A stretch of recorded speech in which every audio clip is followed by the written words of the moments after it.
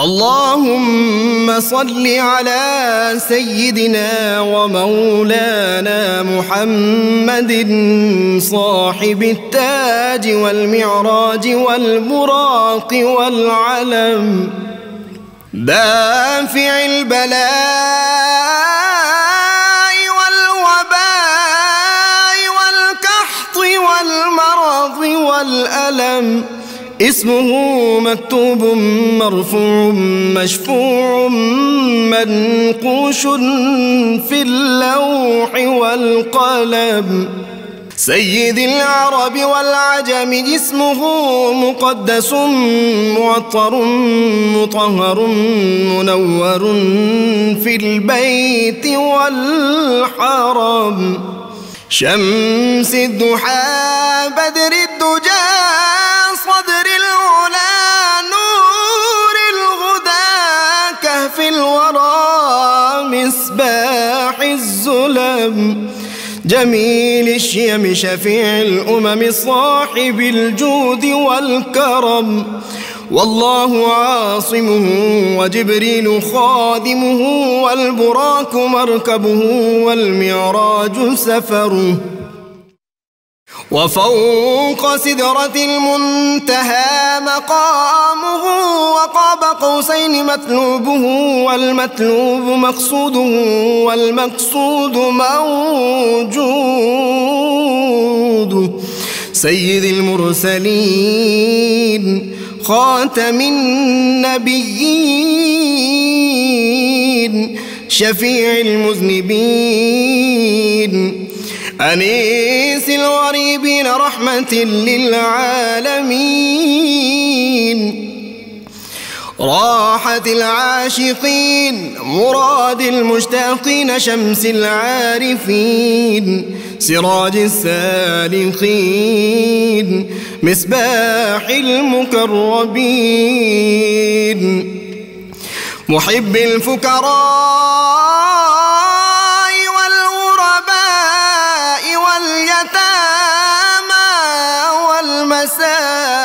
والمساكين سيد الثقلين نبي الحرمين إمام القبلتين وسيلتنا في الدارين صاحب قاب قوسين محبوب رب المشرقين ورب المغربين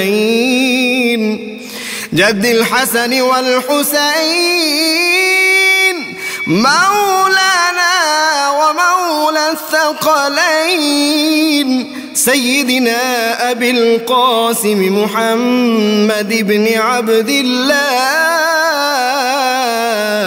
نور من نور الله يا أيها المشتاقون بنور جماله بلغ العلا بكماله كشف الدجى بجماله حصنت جميع خصاله صلوا عليه وآله وأصحابه وسلموا تسليما بسم اللہ الرحمن الرحیم۔ السلام علیکم ناظرین، پروگرام صبح نور کے ساتھ آپ کا میزبان نذیر احمد غازی حاضر ہے۔ ناظرین اکرام، حضرت ابو انیس محمد برکت علی صاحب رحمہ اللہ کی تالیف اسماء النبی الکریم صلی اللہ علیہ وآلہ وسلم سے ایک اسم مبارک پڑھنے کی سعادت حاصل کر رہا ہوں۔ سیدنا مجاب صلی اللہ علیہ وآلہ وسلم ہمارے سردار جن کی دعا قبول کی جاتی ہے، درود و سلام بھیجے اللہ آپ صلی اللہ علیہ وسلم، آپ کی آل پاک اور آپ کے صحابہ کرام پر۔ حضرت عبداللہ بن عمر رضی اللہ تعالی عنہ بیان کرتے ہیں کہ نبی کریم صلی اللہ علیہ وسلم قرآن کریم کی تلاوت فرما رہے تھے، اور دوران تلاوت بعض آیات کی تلاوت سے آپ صلی اللہ علیہ وآلہ وسلم پر بہت زیادہ رقت طاری تھی۔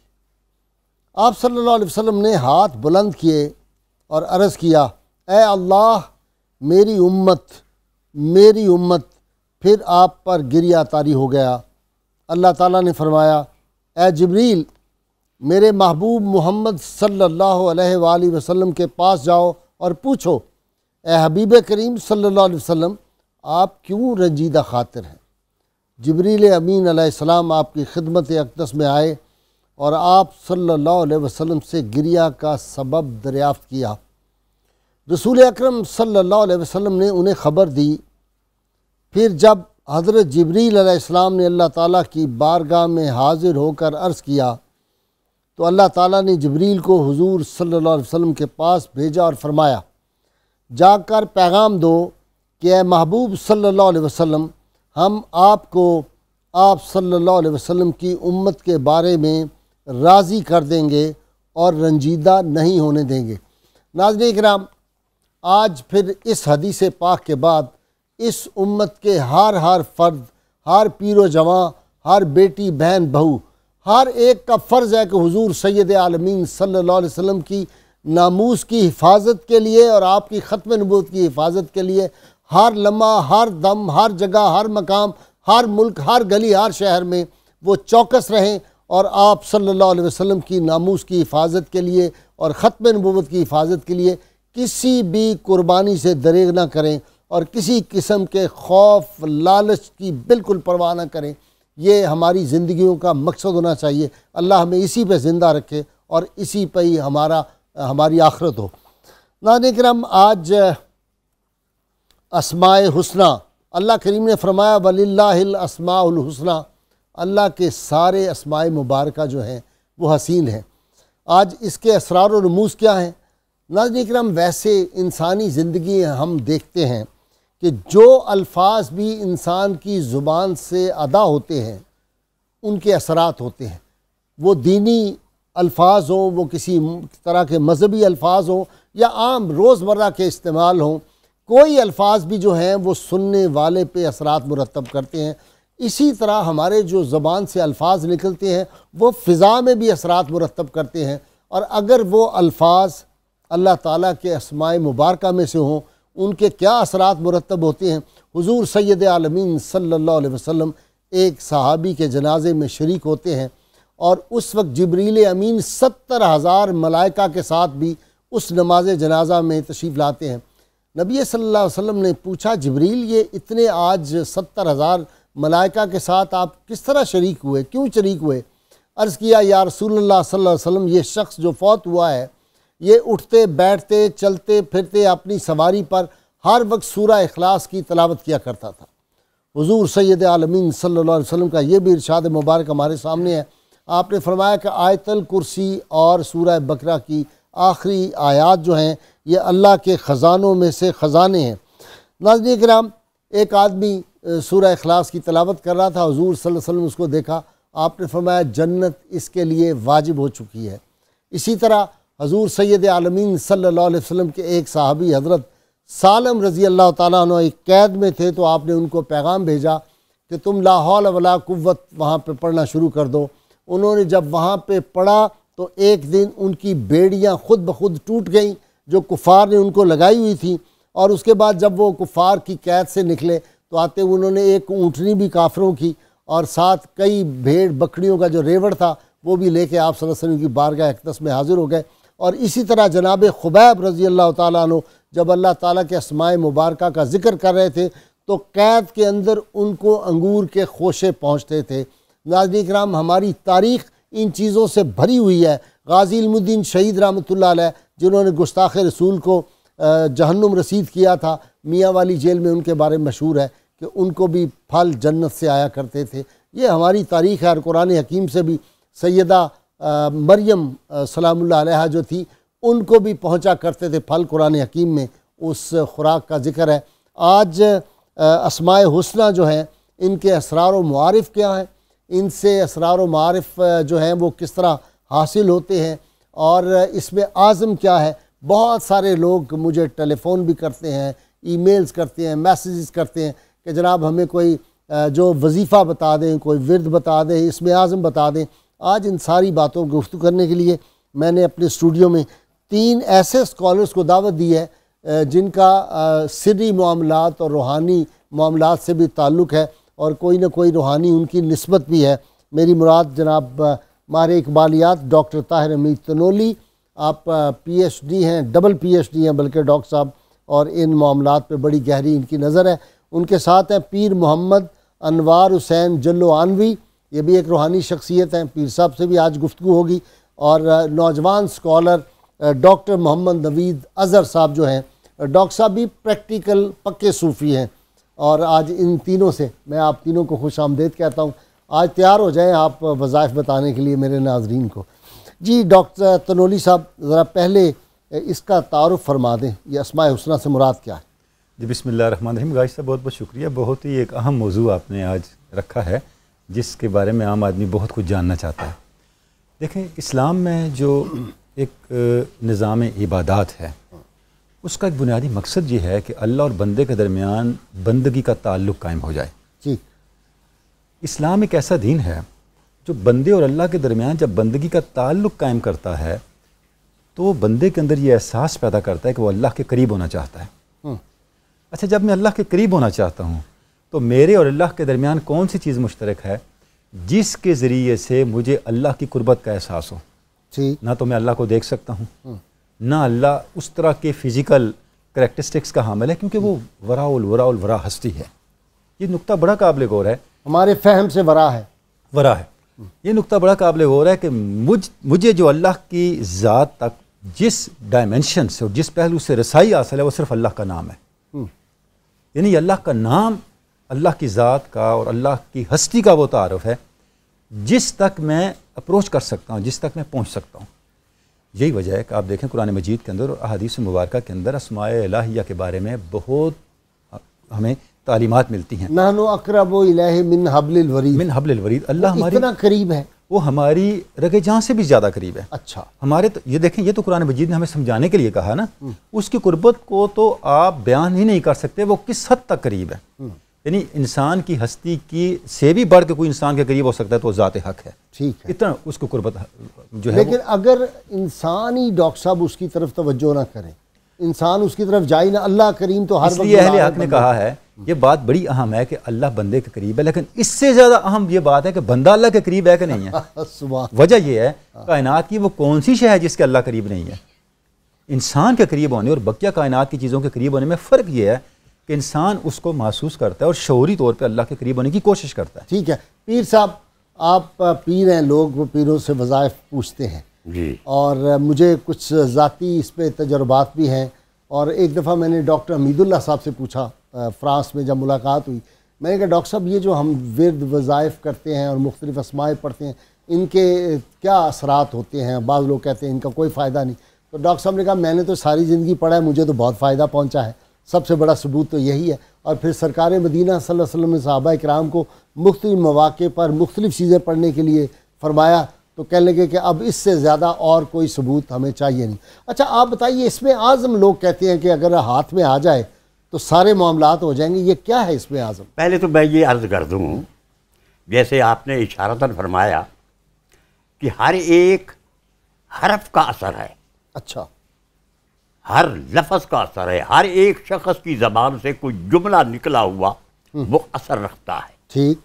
لیکن خلاق عالم وہ رب العالمین جو ساری کائنات کا خالق اور مالک ہے، اس کے جو اسماء حسنہ ہیں، میں کہنے میں یہ بے باک ہوں کہ اس کا ہر اسم اعظم ہے. سبحان اللہ، سبحان اللہ، سبحان اللہ. کیونکہ ہر اسم کی تجلی ہے، ہر اسم کا ایک جلوہ ہے. جس کسی شخص پر جو بھی وہ اللہ تعالیٰ کا نام لے، اس پر تجلہ پڑے تو اس کے لیے وہی اسم اعظم قرار پاتا ہے. ٹھیک. اللہ اسم ذاتی ہے، لیکن یہ بھی ایک اسم ہے، کہنے کی اجازت دیجیے. پھر بھی سوال پیدا ہوتا ہے کہ خواہ اسم ذاتی ہے، اس کا مسمہ کون ہے؟ وہ شیخ فرید الدین عطار فرماتے ہیں، اسم را خانی مسمہ را بجو بے مسمہ اسم کہ باسدنے کو. نام تو لیتا ہے لیکن نام والے کو بھی ڈھونڈ. واہ. اگر نام والا نہ ملے تو جو کچھ کہ تھا وظائف و اوراد رہ گیا، بس مجھ کو ایک نام تیرا یاد رہ گیا. پھول کا نام جب ہماری زبان پہ آتا ہے تو تصور ابھرتا ہے کہ پنکھڑیاں ہیں، پتیاں ہیں، اس کا رنگ ہے، اس کی خوشبو ہے، لیکن جب تک وہ حاصل نہ ہو اس وقت نہ تو دماغ معطر ہوتا ہے نہ ہی آنکھیں منور ہوتی ہیں۔ حضور سید الاولیاء غوث الورا غوث اعظم پاک کی محفل میں ہزارہا اولیاء اکملین کا جمع غفیر ہے، اور ہر ایک اسم اعظم پہ بات کر رہا ہے۔ سبحان اللہ۔ کوئی کہہ رہا ہے کہ اللہ اسم اعظم ہے، کوئی کہہ رہا ہے رحمان ہے، رحیم ہے، کسی نے کہا یا حی یا قیوم ہے۔ مختصر ہے کہ ہر ایک اسم کو ہر ایک نے اسم اعظم قرار دے دیا۔ تو سب نے اکٹھے ہو کر پوچھا، اے امام الاولیاء، آپ ہی اس پہ باس فرمائیں یا ارشاد فرمائیں کہ اسم اعظم ہے کون؟ یہ تو سارے اسماء حسنہ اسم اعظم ہے، ہر ایک اعظم ہے کیونکہ اللہ کا نام ہے۔ تو آپ نے فرمایا، مسکرا کر فرمایا، جب دل غیریت سے پاک ہو جائے، جب خیالوں میں ایک ہی ذات جلوہ فگن اور جلوہ فرما ہو، ہوا و حوث اور حرص و آز کا نام و نشان ہی نہ رہے، دل جب غیر سے پاک ہو جائے تو وہ شخص سراپا خود اسم اعظم بن جاتا۔ سبحان اللہ۔ ڈاکٹر صاحب، خواجہ گور الدین صاحب رحمۃ اللہ علیہ جو تھے، یہ گجرات والے، ان سے کوئی آدمی آیا اور اس نے کہا کہ حضرت مجھے اسم اعظم بتائیں۔ آپ نے کہا پہلے مجھے اسم اصغر بتا دو، پھر میں تمہیں اسم اعظم بھی بتا دوں۔ سبحان اللہ۔ اللہ کے سارے اسماء پاک جو ہیں وہ اسم اعظم ہیں، لیکن اس میں حدیث ہے۔ سیدہ عائشہ صدیقہ رضی اللہ تعالیٰ عنہ نے فرمایا، کسی نے پوچھا تو آپ نے فرمایا یا اللہ ہو، یا رحمان ہو، یا رحیم، اس طرح کے الفاظ آتے ہیں۔ تو یہ ذرا اس میں دو طرح کی آراء ہیں۔ ایک تو جیسا کہ پیر صاحب نے گفتگو کی، امام جعفر طبری رحمۃ اللہ علیہ فرماتے ہیں کہ رسول اللہ صلی اللہ علیہ وسلم نے کسی حدیث میں یہ نہیں فرمایا کہ فلاں اسم جو ہے وہ دوسرے اسم سے اعظم ہے۔ اللہ تعالیٰ کے سارے اسماء اعظم ہیں، سبحان اللہ، ایک کو دوسرے پر فضیلت نہیں۔ ٹھیک ہے۔ ابن حبان رحمۃ اللہ علیہ کہتے ہیں کہ جس اسم میں ڈوب کر دعا مانگی جائے وہی اس کے لیے اسم اعظم ہے، اور ایسا ہی قول امام جعفر صادق کا اور حضرت جنید بغدادی رحمۃ اللہ علیہ کا ہے۔ ٹھیک۔ دوسرا گروہ وہ ہے کہ جو اسم اعظم کے قائل ہے، جیسے کہ امام فخر الدین رازی رحمۃ اللہ علیہ فرماتے ہیں کہ اسم اعظم ہو ہے، کیونکہ اللہ تعالیٰ کی ذات کی طرف دلالت کرتا ہے۔ ٹھیک۔ ایک قول بزرگان دین کا یہ ہے کہ اللہ جو اسم ذات ہے وہی اسم اعظم ہے، کیونکہ اس کا اطلاق کسی غیر پر نہیں ہو سکتا۔ ٹھیک۔ اسی طرح اللہ الرحمن اکثر الرحیم، میرے خیال ہے آراء یہی ہے کہ جی ہاں، اس میں ذاتی جو ہے، جی ہاں، اس میں ذات اللہ، یہی اسم اعظم ہے۔ یہی اسم اعظم ہے۔ جیسے جیسے اپنے وجود پر انسان اس کو طاری کرے گا ویسے ویسے اس کے اسرار اس پر منکشف ہوتے چلے جائیں گے۔ الف اللہ چمبے دی بوٹی، جی ہاں، مرشد من میں چلائی ہو، نفی اسبات دا پانی ملیا، ہر رگے ہر جائی ہو، اندر بوٹی مشک مچایا، جان پھلن پر آئی ہو، جیوے مرشد کامل باہو، جائیں بوٹی لائی ہو۔ بوٹی لگانا کمال ہے۔ جب زرخیز زمین میں بوٹا کاشت ہو جاتا ہے تو پھر وہ آدمی اس کے ثمر سے لذت یاب ہوتا ہے، اور اگر کاشتکاری صحیح نہ ہو تو اس کا پھل کہاں سے پیدا ہوگا، شاخیں کہاں سے پیدا ہوں گی، اور اس کے اثرات سے آدمی کیسے بہرور ہو سکتا ہے۔ تو ایک حدیث میں حضرت عائشہ صدیقہ رضی اللہ تعالیٰ عنہ روایت کرتی ہیں کہ رسول اللہ صلی اللہ علیہ وسلم نے فرمایا کہ اسم اعظم ان دو آیات میں پوشیدہ ہے۔ ٹھیک۔ ایک ہے وَإِلَٰهُكُمْ إِلَٰهٌ وَاحِدٌ لَا إِلَٰهَ إِلَّا هُوَ الرَّحْمَٰنُ الرَّحِيمُ، بالکل ٹھیک۔ اور دوسری یہ ہے اللہ لا الہ الا هو الحی القیوم۔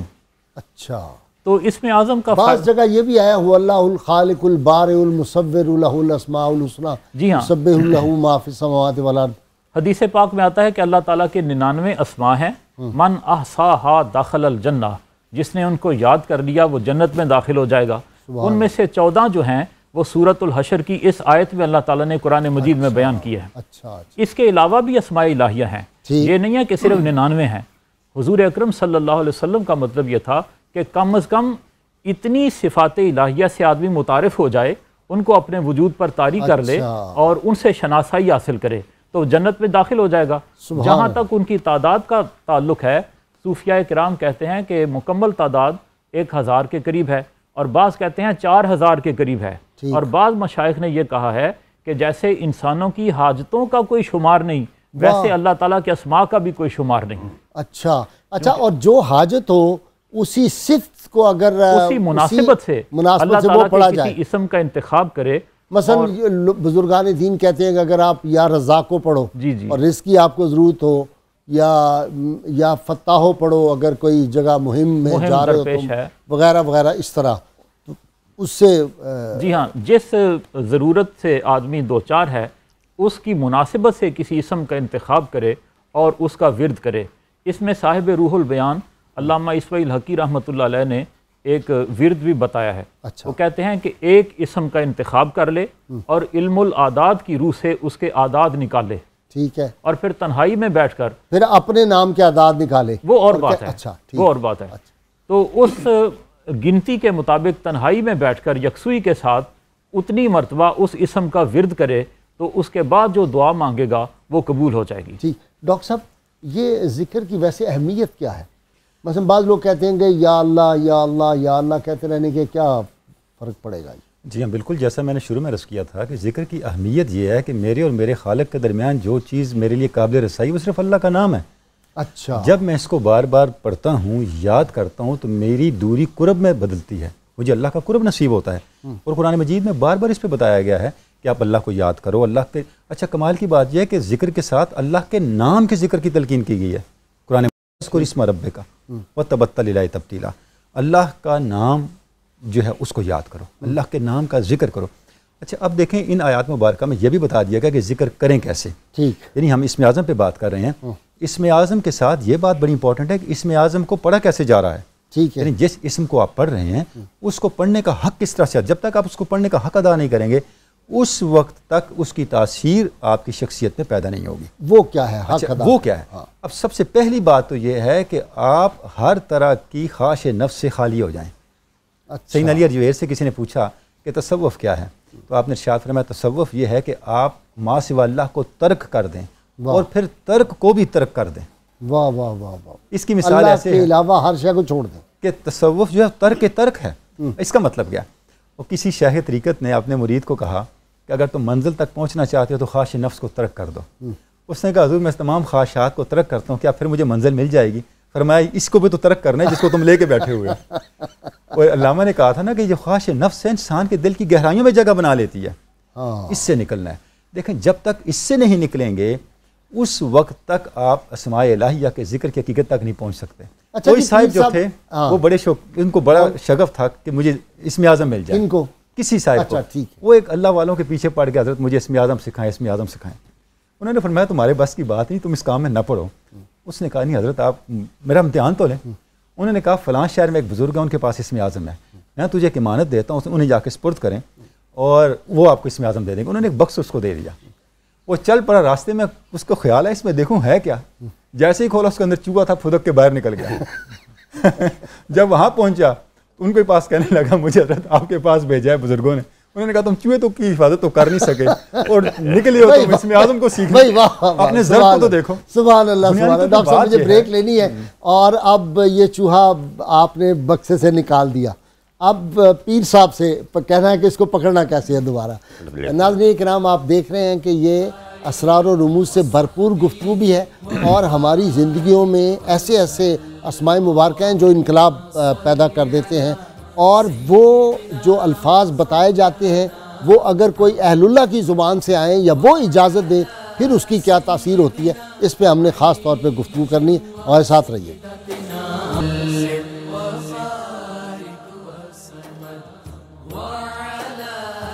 ویلکم بیک ناظرین کرام. ناظرین کرام سیدنا عمر فاروق رضی اللہ تعالیٰ عنہ خلیفۃ المسلمین اور آدھی دنیا سے زیادہ پہ حکومت کر رہے ہیں.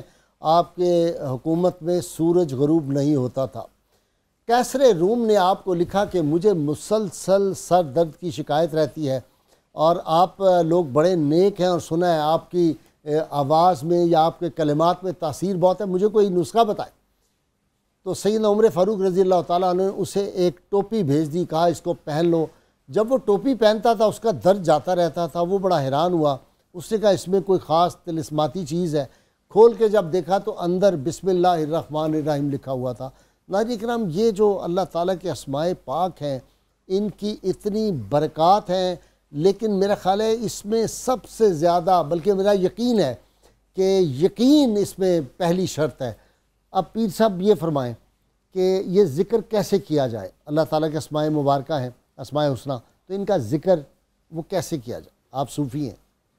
اکثر جو حضرات متصوفین ہیں وہ اس میں ذاتی جو ہے اللہ اس کے ساتھ ہو ملاتے ہیں، اللہ ہو، ٹھیک، اور اس کا سانس کے ساتھ تعلق جوڑتے ہیں ٹھیک، کہ جو سانس اندر جائے وہ کہتا ہے اللہ، اور جو باہر آئے وہ کہتا ہے ہو، اور اس کو سلطان الاذکار قرار دیتے ہیں۔ اور اس میں شک نہیں کہ حضرت آدم علیہ السلام میں جب اللہ تعالیٰ نے اپنی روح کو پھونکا وَنَفَخْتُ فِيهِ مِن رُوحِي، تو یہ روح تھی جو کہ حضرت آدم علیہ السلام کے دماغ میں جا کر ٹھہری۔ ٹھیک، ایک کالر لے لیں، آپ کی بات جاری رہے گی۔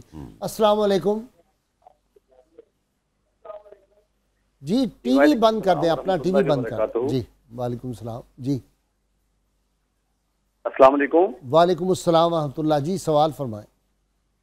جی قبلہ، میرا سوال یہ ہے کہ اللہ، للہ، لہو اور ہو یہ تمام اسماء اعظم ہیں، اور قبلہ سائیں انوار حسن قادری صاحب دامت برکاتہم عالیہ سے میرا سوال ہے کہ جس طرح ایک طبیب حاذق جو ہوتا ہے وہ اپنے مریض کا علاج کرتے ہوئے اس کے لیے کئی ادویات میں سے ایک نسخہ تجویز کرتا ہے، ٹھیک ہے، کیا اسم اعظم ہر شخص کو اپنے پیر کامل ہی سے لینا چاہیے یا ہر کوئی شخص بتلا سکتا ہے؟ جی ٹھیک ہے، جی آپ سوال سمجھ گئے ہیں۔ جی وہ پیر کامل جو ہے، رہبر حقیقی ہے، وہ اس کی نشاندہی کرتا ہے کہ کون سا اسم پڑھنا چاہیے، کون سا اسم پڑھنا چاہیے، کتنی دفعہ پڑھنا چاہیے، اور کتنی دفعہ پڑھنا چاہیے، اور کس وقت پڑھنا چاہیے۔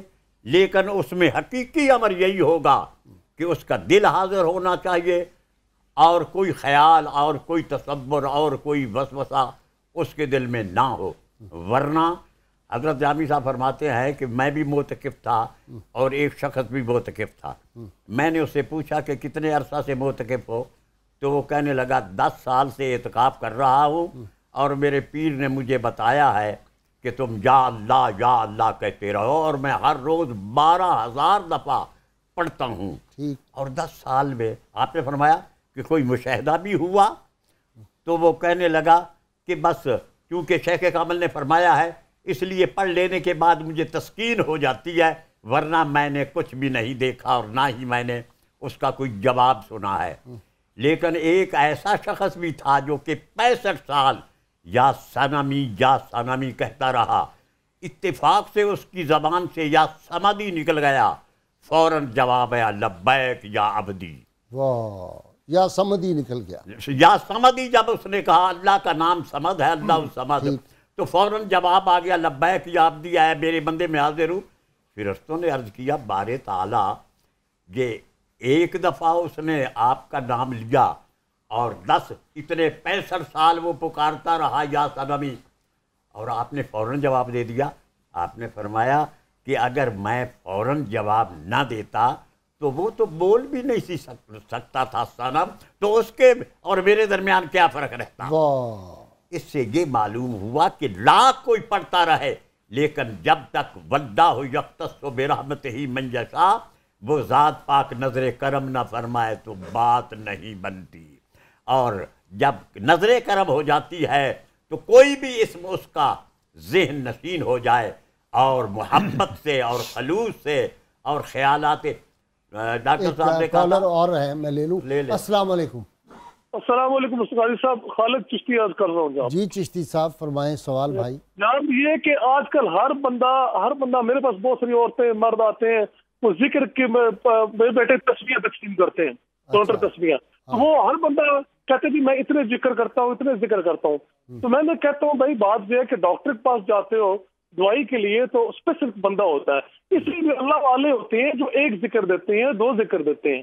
آج کل ہر بندہ عابد بنا ہوا ہے، ہر بندہ پیر بنا ہوا ہے۔ ٹھیک ہے، یہ ڈاکٹر نوید بتا سکتے ہیں۔ جی ڈاکٹر صاحب سوال کا جواب بھی آپ دے دیں پہلے۔ عرفی شیرازی کا شعر ہے، جی، دل آگاہ می باید وگرنا، دل آگاہ می باید وگرنا، گدا یک لہجہ بے نام خدا نیست۔ دل آگاہ میسر آنا چاہیے، ورنہ گدا ایک لمحے کے لیے بھی نام خدا سے غافل نہیں ہوتا۔ واہ واہ، اس کی زبان پر ہر وقت اللہ اللہ ہے لیکن دل اللہ کی طرف متوجہ نہیں. اگر اس زبان سے کہہ بھی دیا لا الہ تو کیا حاصل؟ دل و نگاہ مسلمان نہیں تو کچھ بھی نہیں. اگر گدھا کا دل بھی اللہ کی طرف متوجہ ہوتا تو وہ لوگوں کے دروازوں پر دامن طلب پھیلانے کی بجائے خود لوگوں کی حاجت روائی کرتا. وہ لوگوں کے دروازوں پر بیٹھا ہوا ہے کیونکہ دل غافل ہے. تو ذکر کا تعلق کنسنٹریشن آف مائنڈ سے ہے. وہ کنسنٹریشن جب میسر آئے گی اور ایک ہی ذکر. ایک بڑے مشہور شاعر صوفی منشی فلاں شہید ملتانی، جی بہت مشہور شاعر منشی عبد الرحمن نہیں بڑے معروف تھے، ہاں شاید منشی عبد الرحمن شہید ملتانی تھے. ان کا ایک شعر ہے، میرے ذہن میں شعر کے الفاظ تو اس وقت نہیں آ رہے، کہ تیرا دل کہیں ہے زبان تیری کہیں ہے تو تیری دعا قبول کیسے ہو. جی ہاں ایسا ہی ہے کہ دل جو ہے وہ کار دنیا میں پھنسا ہوا ہے، الجھا ہوا ہے، اور زبان سے اللہ تعالیٰ کا ذکر کر رہا ہے تو اسی لیے دعا قبولیت کے شرف سے محروم رہتی ہے. تو ذکر کی تاثیر یہ ہے کہ رسول اللہ صلی اللہ علیہ وسلم نے فرمایا کہ قیامت اس وقت تک نہیں آئے گی جب تک دنیا میں ایک شخص بھی اللہ اللہ کہنے والا موجود ہوگا. صوفیاء نے اس سے بڑا خوبصورت نقطہ نکالا. وہ کہتے ہیں کہ اس اللہ اللہ کرنے والے انسان کی برکت اور اس کے ذکر کی برکت قیامت کے عذاب کو مؤخر کر دے گی. اللہ، اور جب وہ انتقال کر جائے گا پھر چاند سورج اور ستارے بے نور ہو جائیں گے، زمین میں زلزلہ برپا ہو جائے گا، پہاڑ ریزہ ریزہ ہو جائیں گے، اور قیامت کی صورت میں اللہ تعالیٰ کا عذاب آ جائے گا. ذاکرین وہ نفوس قدسیہ ہیں جن کی وجہ سے آسمان سے بارش نازل ہوتی ہے، جن کی وجہ سے عذاب ٹلتا ہے، جن کی وجہ سے رزق ملتا ہے.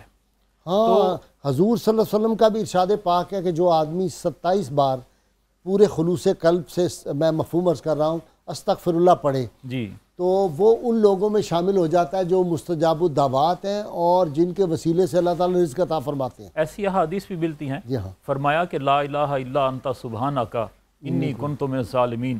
یہ کلمات جو شخص ادا کرے ان کے بعد جو دعا مانگے گا قبول ہوگی. ایک کالر لے لیں. جی السلام علیکم. جی وعلیکم السلام. جی جی قبلہ بھائی صاحب کیا حال ہے؟ ٹھیک ہے جی. آپ ٹیلی ویژن اپنا بند کریں گے تو پھر آواز صحیح آئے گی. جی بس جی جی قبلہ پیر صاحب سے یہ عرض کرنا ہے سائی محمد انوار حسین قادری صاحب سے کہ جو کالا علم کر دیتے ہیں، جادو کر دیتے ہیں، ہاں ہاں، اور یہ بہت بڑی زیادتی ہے، تو اس کے لیے کیا اسماء حسنہ پڑھنا چاہیے تاکہ جادو کا اثر نہ ہو؟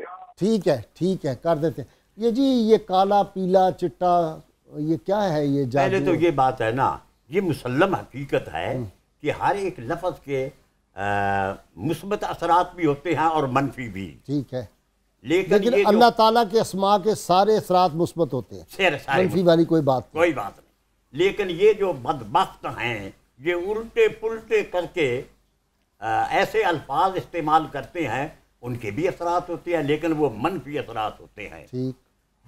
اصل میں بات یہ ہے جہاں تک میں سمجھتا ہوں، ویسے تو یہ جادو، یہ جو کہتے ہیں الٹ پلٹ کالے جادو کے ماہر، ذرا یہ بھی بات اب چھڑ گئی تو ہو جائے. یہ جو اللہ نہ چاہے تو کیسے اثرات ہوں گے؟ جب چاروں کل پڑھے بندہ تو کیسے اثرات اس پہ بد ہو سکتے ہیں؟ وہ یہ ہے جو کل شریف پڑھے گا، قرآن پاک پڑھے گا، اس کے اثرات منفی کبھی نہیں ہو سکتے، انشاءاللہ اس کے اثرات مثبت ہوں گے. آیت الکرسی پڑھے، آیت اس الکرسی پہ کسی جادو کا اثر نہیں ہوگا. لیکن ایک میں عرض کروں، جب تک کوئی حکیم یعنی صوفی درویش اللہ کا بزرگ اس کو راہ پر نہ چلائے، اس کی طبیعت، اس کی دل کی نبض پر ہاتھ رکھ کر تجویز نہ کرے کہ فلاں اس میں پاک جو ہے وہ تیرے لیے مثبت اثرات مرتب کرے گا، تو پھر خواہ بخواہ اگر کوئی اللہ اللہ کا بھی نام لیتا رہے تو پھر ضروری نہیں کہ اس کی طبیعت پر مثبت اثرات مرتب ٹھیک ہے. ڈاکٹر صاحب دیکھیں نا، الا بذکر اللہ تطمئن القلوب، دلوں کو چین اللہ کے ذکر سے ملتا ہے. میرا یقین ایمان ہے کہ کوئی بھی بندہ جو اللہ تعالیٰ کا کوئی بھی اسم مبارک کسی کو بتاتا ہے، اس سے اس کو سکون تو ملے گا. اللہ اللہ بندہ کرتا رہے، درود پاک پڑھتا ہے، اس کے اثرات تو اس کی طبیعت پہ پازیٹیو مرتب ہوں گے. لیکن بہت زیادہ تاثیر تب پیدا ہوگی جب کوئی صاحب نظر اس کو بتائے. اب بتائیں یہ جو آج کل شروع ہو گیا ہے کہ جی جادو کروا لو، جادو کا توڑ کروا لو، اس پہ بھی لوگوں کی ہمیں رہنمائی کرنی چاہیے. بالکل، پیر صاحب نے بڑا اس پہ روشنی ڈالی. جیسے آپ نے ارشاد فرمایا تاثیر عمل کے ساتھ ہے. دیکھیں ایک عام آدمی نسخہ لکھ کے دے اور چیز ہے، جو اسپیشلسٹ ہے وہ اور بات ہے، اس کی تاثیر اور ہوگی. جب کوئی شخص کسی کو ذکر بتاتا ہے اور وہ خود بھی وہ ذکر کر رہا ہے، تاثیر اس سے قائم ہوتی ہے. یہ بڑی بنیادی چیز ہے. اگر کوئی شخص کسی کو بتا رہا ہے جی آپ یا اللہ و یا رحمان پڑھ، سوال یہ کہ وہ خود اس پہ کتنا قائم ہے. ٹھیک ہے. جب آپ اسماء الہی پڑھتے ہیں ان کی تاثیر کیسے آئے گی، 2-3 چیزیں بڑی بنیادی ذہن میں رکھنے کی ضرورت ہے. میں کالر لے لوں پھر آپ سے پوچھتا ہوں. جی السلام علیکم. وعلیکم السلام. میں محمد اکرم فیصل آباد سے بول رہا ہوں. قاری جو آپ کے پاس نہیں بیٹھتے فاروق صاحب، ان کا ہمسایہ بول رہا ہوں. اچھا ٹھیک ہے جی ٹھیک ہے. تو ایک تو جو لوگ اللہ میاں کہتے ہیں اس کا مطلب بتا دیں. یہ نہیں کہنا چاہیے، یہ نہیں کہنا چاہیے، نہیں یہ نہیں کہنا چاہیے. جی میں یہ عرض کر رہا ہوں جی ڈاکٹر صاحب کہ اسماء الہیہ کے ذکر سے تاثیر کیسے پیدا ہوگی. سب سے پہلی بات یہ، جس اسم الہی کا ذکر کیا جا رہا ہے اس کو سمجھ کے کیا جائے، اس کو اپنا حال بنانے کی کوشش کی جائے. اور صوفیان اس پہ بہت لکھا ہے، مثلا یا جامع اللہ رب العزت کا اسم پاک ہے، یا جمع کرنے والے. اب اس کی تشریح کرتے ہوئے حضرت خواجہ عبدالرحمن چھوروی علیہ رحمہ نے لکھا کہ در جمعیت کوش تا ہم ذات شوی، ترسم کے پراگندہ شوی مات شوی. اپنی ذات کو اللہ کے ذکر میں جمع کرو، جمعیت خاطر پیدا کرو تاکہ تم مقام ذات تک پہنچو، ورنہ ٹوٹ پھوٹ جاؤ گے اور ٹوٹی ہوئی چیزوں کی کوئی اہمیت نہیں ہوتی. سب سے پہلی بات یہ. دوسری بات یہ ہے کہ جو سنت ہے، حضور کی قربت ہے، حضور کی نسبت ہے، اس کو ذکر میں شامل رکھا جائے. یا مجھے علامہ کے 2 شعر یاد آ رہے ہیں، میں ضرور یہاں کوٹ کرنا چاہوں گا. علامہ فرماتے ہیں، آپ صلی اللہ علیہ وسلم کو مخاطب کر کے میرا خیال ہے شعر آپ دوبارہ بعد میں سنائیے گا. میں سوال بسم اللہ ناظرین سے، کیونکہ درمیان میں پھر میں نہیں چاہتا رکاوٹ آئے. ناظرین کرام، ہم ہر روز آپ سے سوال پوچھتے ہیں، جو صحیح جواب دیں ان کو کسان آئل کی جانب سے گفٹ دیتے ہیں. اور اب تو گفٹ جو ہے لیٹسٹ ایڈیشن جو ہے ہماری کتاب الشفا کا وہ آ گیا، جس میں ہم نے بہت زیادہ چیزیں نئی بھی اس میں ایڈ کر دی ہیں. آج کا سوال، سورہ فاتحہ میں کل کتنے اسماء حسنہ مذکور ہیں؟ اور جو کل ہم نے سوال پوچھا تھا، سیدنا حضرت الیاس علیہ السلام کو قوم بنی اسرائیل کی جانب مبعوث کیا گیا تھا. درست جواب جنہوں نے دیا خوش نصیبوں نے، ان کے نام ہے ممتاز احمد صاحب چکوال سے، محمد اشفاق رائے بن قصور، ڈاکٹر حسنین مظہر ڈیرہ غازی خان، شاہد عباس شاہ سرگودا، سہرش اویس لاہور، شائستہ بلوچ صاحبہ حیدرآباد، محمد عثمان پشاور، ڈاکٹر امتیاز حسین کاموں کے گجرانوالا، فضا حریم صاحبہ فیصل آباد، محمد خالد صاحب ڈیرہ اسماعیل خان. آپ سب کو مبارک ہو، اور آپ کے انشاءاللہ تعالی گفٹ جو ہیں وہ آپ کے گھر پہ ہم ڈیلیور کروا دیں گے. جی ڈاکٹر میں یہ عرض کر رہا تھا کہ ذکر کرتے ہوئے نسبت رسالت کو پیش نظر اور اپنے شعور کا حصہ رکھا جائے. علامہ آپ صلی اللہ علیہ وسلم کو خطاب کرتے ہوئے آپ کی بارگاہ میں عرض کرتے ہیں، نہ با ملا نہ با صوفی نشینم، تو می دانی من آنم نہ اینم نویس اللہ برلوہ دل من، کہ اورا وہ ہم خود را فاش بینم. یا رسول اللہ، نہ میں ملا کے ساتھ ہوں نہ صوفی کے ساتھ ہوں، میں دونوں میں نہیں آتا. آپ کی بارگاہ میں میری عرض ہے، میرے دل کی تختی پہ آپ لفظ اللہ لکھ دیں تاکہ میں اپنی حقیقت سے بھی آشنا ہو سکوں اور ذات حق سے بھی آشنا ہو سکوں. مطلب کیا ہے کہ ذکر کا استحکام تصور رسالت سے اور حضور کی اتباع سے اور حضور کے قربت سے ہوتا ہے. جب تک یہ نہیں ہوگا پھر چیزیں ادھوری رہیں گی. حضرت خواجہ نظام الدین اولیاء کے خلفاء میں سے ایک صاحب تھے، ان کو ہمیشہ یہ مسئلہ رہتا تھا کہ نماز میں حضوری نہیں ہوتی تھی، کبھی خیال ادھر چلا گیا. سب کا یہ مسئلہ ہے. انہوں نے ایک مرتبہ یہ کوشش کی کہ آج میں نے 2 رکعت ایسی پڑھنی ہے کہ بالکل کوئی خیال نہیں، اور آنکھیں بند کی اور نماز پڑھی. بڑا انہوں اطمینان ملا کہ آج میں نے کمال نماز پڑھی. آج میں مثال میں دیکھتے ہیں ان کی نماز ایک انتہائی حسین و جمیل صورت کی طور پر ان کے سامنے آئی ہے، لیکن وہ دیکھ نہیں پا رہی. وہ جو حسین و جمیل صورت ہے اس کی 2 آنکھیں نہیں ہیں. انہوں نے اپنے شیخ سے عرض کیا، حضور میں نے نماز پڑھی ہے تو اس میں یہ مسئلہ کیا ہے؟ فرمایا تم نے آنکھیں تو نہیں بند کی تھی؟ انہوں نے کہا حضور ایسے ہی کیا تھا. فرمایا یہ خلاف سنت ہے، اس لیے اس کی آنکھیں نہیں تھیں. اللہ، ہمارے تمام جتنے بھی ہمارے اعمال ہیں ان سب پہ فائق حضور کی سنت ہے. حضور کی سنت کو، حضور کی قربت کو جب آپ پیش نظر رکھ کے اللہ کا ذکر کریں گے تو اس کی تاثیر بھی ہوگی اور اس میں جو کمیاں ہیں، جو ڈیفیشنسیز ہیں، وہ بھی کور اپ ہوں گی. اور آخری بات جس کی طرف میں اشارہ کرنا چاہوں گا وہ محویت ہے. محویت کے ساتھ ذکر کیا جائے. جب ذکر کریں اور کچھ نہ ہو. سیدنا علی اجویر نے بڑی پیاری مثال دی ہے. وہ حدیث بھی تو بیان کریں نا کہ ذکر اس طرح کرو کہ لوگ تمہیں دیوانہ سمجھے. دیکھیں وہ محویت کی انتہا ہے. جب آپ محو کے ذکر کرتے ہیں پھر آپ کو کوئی پتہ نہیں ہے اب کیا محویت ہے. فرماتے ہیں کہ سہیل بن عبداللہ تستری کے پاس ایک شخص آیا مرید ہونے کے لیے. تو آپ نے فرمایا تم اللہ کا ذکر شروع کر دو. کرتا رہا پھر آیا. فرمایا آپ تم اللہ یاد رکھو. آپ فرماتے ہیں وہ اپنے گھر میں بیٹھا تھا کہ چھت سے کوئی لکڑی گری، اس کے سر پہ لگی، خون کا قطرہ جو نیچے گرتا کشف المحجوب میں وہ اللہ کا ذکر اور اللہ کا نام بن جاتا. یعنی جب اچھا اب میں آپ کو عرض کروں یہ جینیٹکس ہے. جب آپ شعور پہ کوئی چیز طاری کر لیتے ہیں وہ چیز آپ کے جینیٹک کوڈ میں چلی جاتی ہے. وہ آپ کی جینیٹکس کو ڈرائیو کرنے لگتی ہے، آپ کی پوری شخصیت کو ڈرائیو کرنے لگتی ہے. تو اللہ کا ذکر صوفیاء نے اپنے اوپر اتنا طاری کیا آپ کو عجیب و غریب. اچھا ذکر کرتے ہوئے مذکور بن جاتا ہے، وہ کیا ہے؟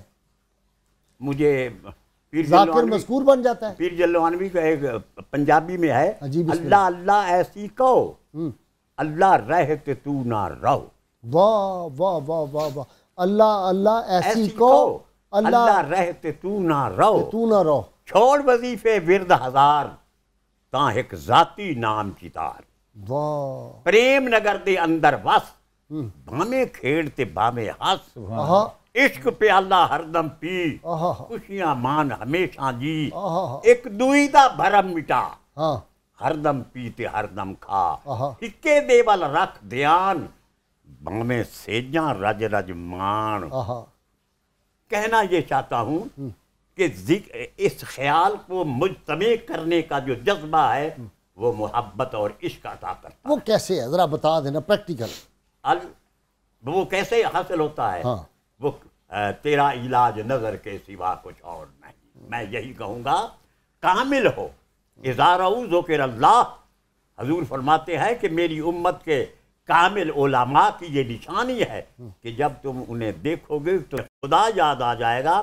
یعنی تمہارے دل میں محبت کا جذبہ، محبت کا بلولہ ایسا پیدا ہوگا کہ محبت ہی ایک ایسا گوہر ہے کہ جو عشق آتش بود چو بر فروغ ہر کے غیر حق بود جات جملہ سوق. جب تک اپنے بھائی دوسروں کا خیال نہ کرے، وہم نہ کرے، وسوسے کو دور کرے، پہلے تو اپنے آپ سے ہی نکل جائے نا. ڈاکٹر صاحب یہ نکلے کیسے؟ سب کہتے ہیں اپنے آپ سے نکل جاؤ، وسوسے نہ آئیں، وسوسے آتے ہیں. یہ کثرت ذکر محبت کیسے پیدا کی جائے ذرا بتائیں. یہ تو کامل مرشد جب پیچھے ہوتا ہے تو اس کی توجہ انسان کو وساوس سے نجات دلاتی ہے، ورنہ شیطان جو ہے حملہ آور ہو جاتا ہے ذکر کرنے والے پر. ٹھیک. تو پہلے تو یہ ہے کہ انسان ذکر کی کوشش کرے، صرف ادھر ادھر کے خیالات میں محو نہ ہو، بلکہ کوشش کرے کیلو کال سے زیادہ عمل کی طرف راغب ہو، اور پھر مرشد کامل کی توجہ بھی ہو، تو پھر اس کی تاثیر جو ہے وہ خود بخود اس پر طاری ہو جائے گی. جیسے حضرت عبداللہ ابن عباس رضی اللہ تعالیٰ عنہ نے روایت کیا کہ رسول اللہ صلی اللہ علیہ وسلم کا فرمان ہے، آگ جل رہی ہو، اصحاب کہف کے اسماء لکھ کر اس میں ڈال دیے جائیں تو آگ بجھ جاتی ہے. ان کی تاثیر ہے. تو ہمارے بزرگ فرماتے ہیں کہ جب اصحاب کہف جو تھے وہ حضرت عیسیٰ علیہ السلام کی امت کے اولیاء تھے، ان کے ناموں کی یہ تاثیر ہے، تو جو امت محمدیہ کے اولیاء ہیں ان کے ناموں کی کیا تاثیر حضرت بشر عافی ان کے نام کی بسم کیا اللہ تاثیر الرحمن الرحیم نیچے گرا ہوا تھا، اٹھایا، خوشبو لگائی، اوپر رکھ دیا، عاطف غیبی سے آواز آئی تم نے ہمارے نام کو بلند جگہ پہ رکھا، ہم نے تمہارا مقام بلند کر دیا، تقدیر بدل گئی. اور میں ان کے مزار پاک پہ حاضر ہوا ہوں عراق میں. کیا انوار ہیں وہاں. ان کے اسباب میں برکت ہے. تو جب اولیاء کے اسباب میں برکت ہے تو امام الانبیاء کے اسماء میں کتنی برکت ہوگی. تو جب آپ کے اسماء میں برکت ہوگی، اسماء الحسنہ میں کتنی برکت ہوگی. سبحان اللہ سبحان اللہ تعالیٰ نے اسماء الحسنہ کو نازل ہی اس لیے کیا ہے کہ اس کی ذات سے تعارف ہو جائے اور انسان اپنے اخلاق و کردار میں اللہ تعالیٰ کے اخلاق کا انعکاس پیدا کرے. جیسا کہ رسول اللہ صلی اللہ علیہ وسلم نے فرمایا تخلقوا باخلاق اللہ، اپنے اخلاق اور کردار کو اخلاق الہیہ سے مزین اور متصف کر لو. اچھا ڈاکٹر صاحب، میرے والد گرامی دمے کا دم کرتے تھے تو ٹھیک ہو جاتے تھے لوگ جو یورپ سے بھی آئے، علاج کہیں نہیں، فلانی وہ الرجی ہے، سب ٹھیک ہو جاتے تھے. وہ انہوں نے مجھے اور اسامہ کو بھی بتا دیا، میں نے بھی کرنا شروع کر دیا. ان کے وصال کے بعد پھر لوگ آتے تو مجھے اثرات ہو گئے.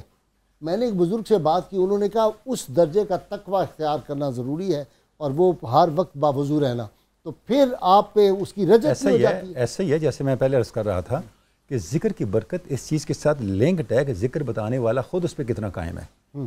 دیکھیں جیسے ہی آپ بتا رہے ہیں تو اب اس کے ساتھ ایک میسج جا رہا ہے، ایک تاثیر کا میسج جا رہا ہے، تاثیر کا ایک عمل شروع ہو گیا ہے، اور دونوں چیزیں چل رہی ہوتی ہیں، یعنی پازیٹیو نیگیٹو دونوں چیزیں ٹینڈنسیز چل رہی ہوتی ہیں. جب نیگیٹو ٹینڈنسی چلتی ہے تو اس کو روکنے کے لیے آپ کے اندر امیونٹی کتنی ہے، اسپرچول امیونٹی اس کو کہیں گے آپ. اسپرچول امیونٹی پیدا ہوگی آپ کے اپنے ذکر کی کثرت کے ساتھ. تو جب تک آپ کے اندر وہ ذکر کی کثرت کا محقق نہیں ہوگی اس وقت تک امیونٹی آپ کے اندر پہلے ہوگی، پاکیزگی صفائی اس درجے کی. پھر وضو تو اس کا لازمی صوفیاء یہ فرماتے ہیں جس طرح ایسٹروناٹ جاتا ہے خلا کے اندر تو اسے خاص لباس پہنایا جاتا ہے تو وہ ریڈیشن اس پہ اثر نہیں کرتی. یہ جو وضو ہے یہ آپ کا خاص لباس ہے.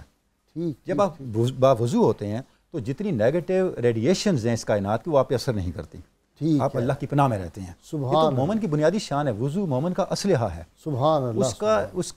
اس کی زرہ ہے جو اس کو ہر طرح کے شیطانی اثرات سے پاکیزہ رکھتی ہے. ڈاکٹر صاحب بہت شکریہ آپ کا.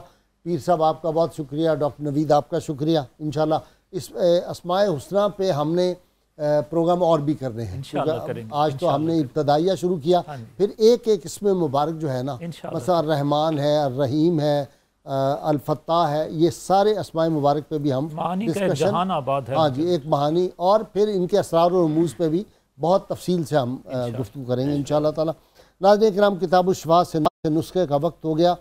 حادثات سے محفوظ رہنے کے لیے گاڑی وغیرہ میں سوار ہونے سے قبل 11 بار یا نافعوں کا ورد کر لینے سے انسان ہر طرح کے حادثات سے محفوظ رہتا ہے. شرط یہ اول و آخر 11 مرتبہ یا 3 مرتبہ پاک, کوئی بھی زیادہ سے زیادہ پڑھیں تو زیادہ تاثیر ہوگی. درود پاک پڑھیں. خلیفہ اول یار غار یار مزار سیدنا ابو بکر صدیق رضی اللہ تعالیٰ عنہ فرماتے ہیں, جو اللہ کے کاموں میں لگ جاتا ہے اللہ کریم اس کے کاموں میں لگ جاتا ہے. ناظرین کرام, اللہ کریم سے دعا ہے کہ وہ پاکستان کو گہوارہ امن و رحمت, جنت نظیر بنا دے, فردوس نظر بنا دے, اور اللہ تعالیٰ پاکستان کو بیرونی اور اندرونی دشمنوں اور ان کی سازشوں سے اور ان کے حسد سے محفوظ فرمائے. اور ہمارے جو جوان, ہماری فوج کے بہادر جو نوجوان اس وقت بارڈروں پہ کھڑے ہیں یا ملک کے اندر وہ برسر پیکار ہیں پاکستان کے دشمنوں سے, اللہ تعالیٰ ان کے اہل خانہ کی حفاظت فرمائے. اللہ تعالیٰ انہیں کامیابی اور کامرانی سے ہمکنار کرے. اور جاتے جاتے وہ نعرہ جو ہے وہ آپ نے نہیں بھولنا, اللہ کریم آپ کا حامی و ناصر ہو. پاکستان زندہ باد.